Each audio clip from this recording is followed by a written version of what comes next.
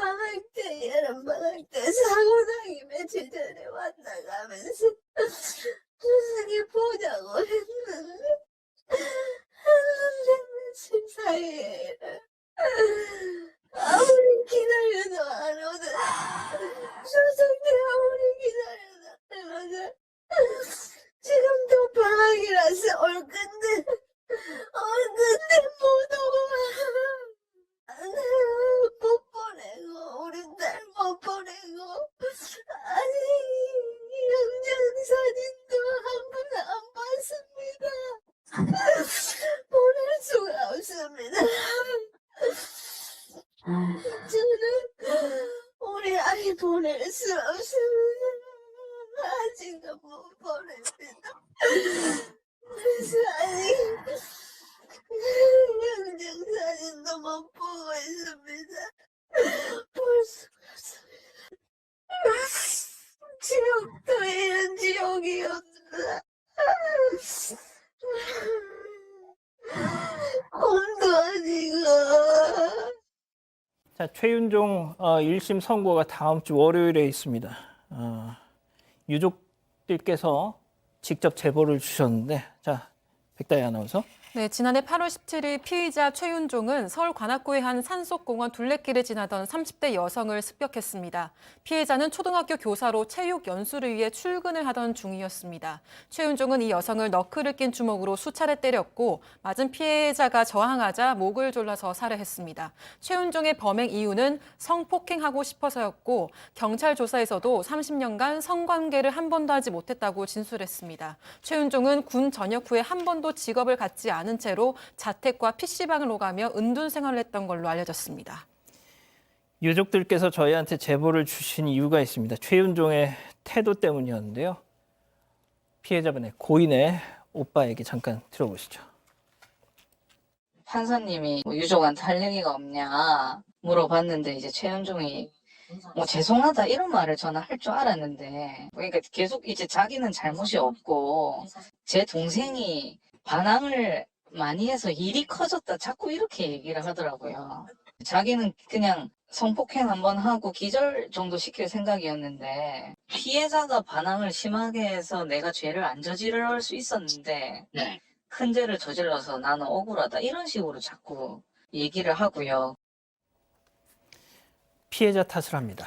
야, 납득하기 어렵죠. 이 재판을 하게 되면 기본적으로는 피해자 아니면 유족한테 사과를 하고 반성하는 모습을 보이는 게 일반적 모습인데 독특합니다. 피해자 때문에 내가 살인자가 됐다라고 얘기를 해요.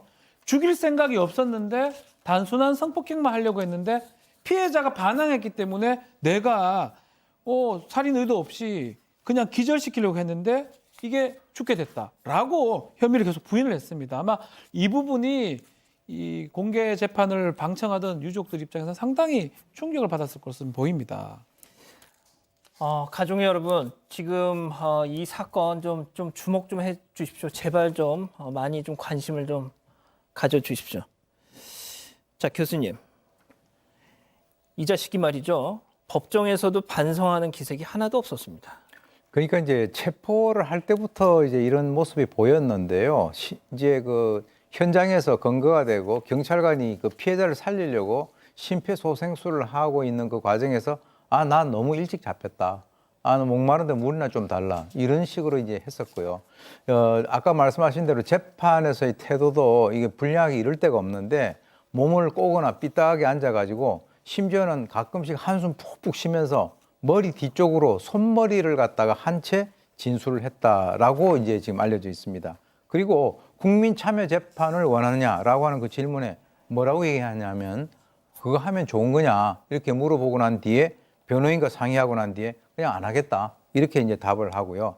특히 이제 최후 진술을 할 때는 쩝쩝 소리를 내면서 입맛을 다신 뒤에 큰 죄 지었고 유가족께 죄송하고 피해자 명복 빌도록 하겠다라고 아주 진정성 없는 태도를 보여서 도대체 이걸 갖다가 보다 못한 재판장이 야, 너 좀 똑바로 앉아라 라고 주의를 줄 정도라고 하니까 유가족들 입장에서는 정말 울분을 참기가 어렵겠죠. 자, 제가 알기론 검사가 사형을 구형하면서 울먹였다고 저는 들었습니다. 어처구니가 없어. 자, 최윤종이는 말이죠. 자기가 사형을 구형받을 거란 사실을 몰랐던 모양이에요. 마지막에 공판이 끝나고 나서야 부랴부랴 반성문을 제출했다는 거 아닙니까, 지금? 예? 자, 반성문 제출 얘기를 좀 하면요. 이 반성문을 지금 저희가 지금 가지고 있긴 한데 아주 뭐 반성문이라 할 수도 없을 정도의 아주 잠깐만 좀 네. 들어주실 수 이 있을까요? 내용입니다. 반성문 보면 제가 진짜 엄청난 반성문을 제가 형사 변론을 하면서 봤고 읽어도 보고 했는데 정말 무성의하게 적었다고 하나요? 이 반성문을 제출을 했습니다. 이 반성문을 제출한 이유도 사실은 아마도 국선 변호인이 얘기를 했다고 해요. 강간살인죄이기 때문에 사형 아닌 무기징역밖에 없다. 그래서 그때 이제 놀라면서 이걸 썼고 마지막에 아마 제출을 했던 걸로 지금 보이는데 내용도 사실은 크게 뭐 없습니다. 실제로 변론하는 과정에서 그런 내용을 했으면 모르겠지만 변론에서는 다르게 아주 불성실하고 이 재판에 제대로 응하지 않으면서 반성문만 쓴다 해가지고 뭐 판사가 아니면 법원에서 제대로 보지는 않을 것 같고요. 이 반성문조차 정말 반성을 담은 반성문이라고 하기에는 제가 봤을 때는 좀 약해 보인다 이 생각이 듭니다. 고인은 말이죠. 가족들을 살뜰하게 챙기고 제자들을 사랑했던 초등학교 선생님이었습니다. 이제 겨우 33살. 어머님은 지금 너무너무 고통스러워하고 계십니다. 체크포인트 짚어보죠. 방학인데 딸이 안 온답니다. 자, 제가 어머님 말씀 듣기 전에 잠깐 말씀을 드릴게요. 우리 고인의 어머님은 사건반장 가족이셨어요. 매일매일 사건반장 보시면서 아이고 어쩌면 저런 일이 있냐, 어쩌면 이런 일이 벌어지냐, 아유 안 됐다. 그렇게 사건반장을 보시고 오다가 그렇게 즐겨보셨던 사건반장에서 따님의 방송을 접하셨습니다. 그래서 저희한테 연락을 주신 거예요. 제 핸드폰 다이어리에 말이죠. 최윤종 선고일을 제가 기록을 해놨습니다. 다음 주 월요일. 선고를 앞두고 제가 꼭 이걸 오늘 방송을 하고 싶었어요. 제가 직접 고인의 어머니와 통화를 했습니다. 잠깐 들어보시죠.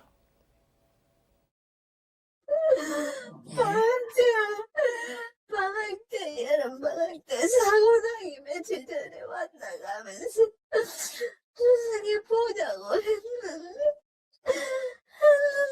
14일 아무리 기다려도 안 오던 조승이 아무리 기다려도 안 오던 지금도 방학이라서 올 건데 못 오고 못 보내고 우리 딸 못 보내고 아니 영장 사진도 한 번 안 봤습니다. 보낼 수가 없습니다. 저는 우리 아이 보낼 수 없습니다. 아직도 못 보냅니다. 그래서 아니 영장 사진도 못 보고 있습니다. 볼 수가 없습니다. 지옥도 이런 지옥이 없다. 꿈도 아니고. 제가 어머님한테 이제 취재차 전화를 드렸죠. 오후에. 근데 저렇게 들으신 것처럼 계속 우셨습니다. 저도 울었습니다. 무슨 질문을 할 수가 없었고요. 그냥 듣기만 하면서 같이 울었습니다, 교수님. 예, 지금 저걸 보면서 과연 저 최윤종이라는 자를 정말 어떻게 해야 될 것인가라고 하는 그런 어떤 공분이 있는 그런 상황인데요. 사실 이제 우리가 일반적으로 자식이 부모보다 먼저 가게 되면 그 부모는 이제 이 세상을 뜰 때까지 그 자식을 자기 가슴에 묻는다라고 하지 않습니까? 근데 이게 그냥 죽음도 아니고 이렇게 너무 황당하게 또 저렇게 돌연히 자녀가 저런 일을 당하기 때문에 지금 어머니가 이제 저렇게 피눈물을 갖다 흘리고 있는 그런 상황이죠. 제가 봤을 때도 이 정말 최윤종이라고 하는 자를 뭐 일반적으로 그렇게 뭐 사법 처리를 갖다 해서 과연 우리 사회의 정의가 제대로 실현이 될지 그것에 대해서 한번 다시 생각을 해볼 필요가 있다라고 봅니다. 아까 그 표정 한번 보십시오. 자, 양 변호사님, 뭐 마지막으로 좀 하시고 싶은 말씀 좀 주십시오. 왜 이런 사건들이 있을 때면 항상 피해자분의 생이 되돌려지면 주변에서 이렇게 좋은 사람이 이런 일을 겪었을까 이런 얘기가 나올까요? 이 피해자도 정말 뭐 가족은 말할 것도 없고요. 주변에 함께했던 동료 교사들, 뭐 동호회했던 동료들 다 재판까지 같이 스스로 와서 방청하고 탄원서를 쓸 정도로 이 피해자를 기억하고 있어서 아끼고 좋은 사람, 제자들도 너무 좋은 선생님이었다라고 하고 우리 양 앵커도 울었다고 하지만 사실 재판정에 오빠가 나중에 증인으로 가서 다른 피해자가 안 생기게 이 가해자에게 합당한 벌을 내려달라고 그렇게 눈물로 호소를 했고요. 재판을 하는 판사도 법정 직원도 눈물을 훔칠 수밖에 없었다고 합니다. 자, 오늘 이 방송 제가 감히 1심 재판부에 정말 간곡히 호소드리고 싶어서 부탁드리고 싶어서 오늘 이 방송 준비했습니다. 최윤종에게 법정 최고형을 내려주십시오. 앞서 들으시면 어머님의 눈물 꼭 기억해 주시고 법의 지엄함을 보여주십시오. 간곡히 부탁드립니다. 신림동 성폭행 살인 사건으로 재판에 넘겨진 최윤종이 체포 당시 너무 빨리 잡혔다고 혼잣말을 했다는 법정 증언이 나왔습니다. 최윤종은 고의는 없었다고 주장하고 있는데 법의관은 목에 강한 힘을 가해 피해자가 질식했을 가능성이 높다고 했습니다. 조혜연 기자입니다. 검찰은 최윤종이 피해자를 성폭행하기 위해 무차별적으로 폭행한 뒤 목을 졸라 살해했다고 보고 있습니다. 최윤종은 옷으로 피해자의 입을 막으려 했을 뿐 질식시키려던 것은 아니라고 반박해왔습니다. 범행 대부분을 인정한다면서도 형량을 낮추기 위해 살해 의도를 부인하는 겁니다. 하지만 오늘 재판에 나온 법의관은 피해자 목에 강한 힘이 가해져 숨을 쉴 수 없었고 뇌 손상까지 입었다고 밝혔습니다. 살해 의도를 가지고 목을 졸랐다는 검찰 주장에 힘이 실린 셈입니다. 최윤종의 변호인은 피해자의 코뼈 골절 등을 근거로 들어 코와 입이 막혀 질식했을 가능성을 물었지만 법의관은 코뼈가 부러질 정도의 압박이라면 보통 입술 등에 다른 상처가 남는다며 그럴 가능성은 낮다는 취지로 설명했습니다.